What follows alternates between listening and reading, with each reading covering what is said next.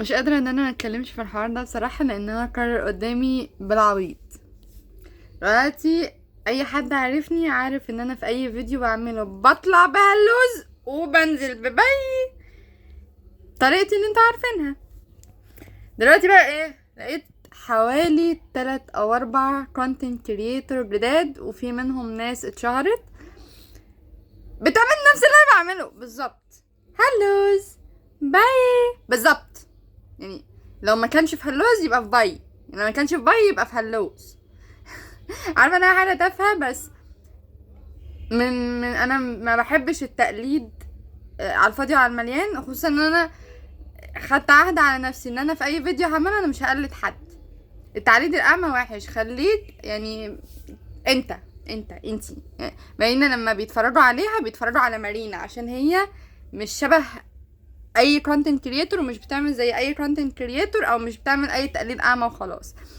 هما حابين مارينا عشان طريقة مارينا، فانت كمان هيحبوك عشان طريقتك، او هيحبوك عشان طريقتك، مش عشان انت قلدتي فلانة.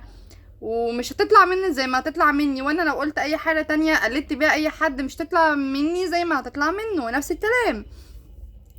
فبليز يعني لو انت حتى مش content creator be yourself.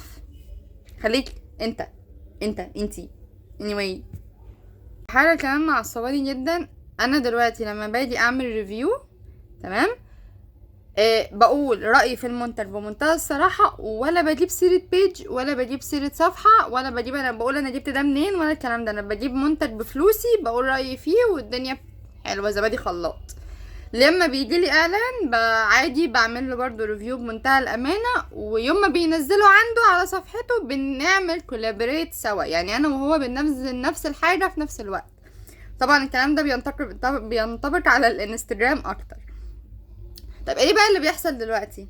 اللي بيحصل دلوقتي ان انا ممكن اعمل ريفيو لمنتج، او ان انا جبت منتج جديد بجربه، الاقي حد خد مني الفيديو زي ما هو كده وحطه على صفحته كأني بعمل ريفيو على حاجة تانية، هو يعني شبه اللي انا بستخدمها، بس هي مثلا مش اصلية، او بياخد مني نص الكلام. يعني انا مثلا ببقى قايله مميزات وعيوب المنتج ده، هو بياخد المميزات بس ويلغي العيوب، وبالتالي انا اللي بتحط في مشكلة. فيعني اي حاجة هتلاقوها على اي صفحة تانية غير صفحتي فهي ماليش دعوة بيها، انا مش مسؤولة عنها يا جماعة والنبي. الله يبارك. واي فيديو هيبقى اعلان هقول ده اعلان، يعني في وشك كده. ماشي. الله يبارك لك، مش ناقصين فضايح.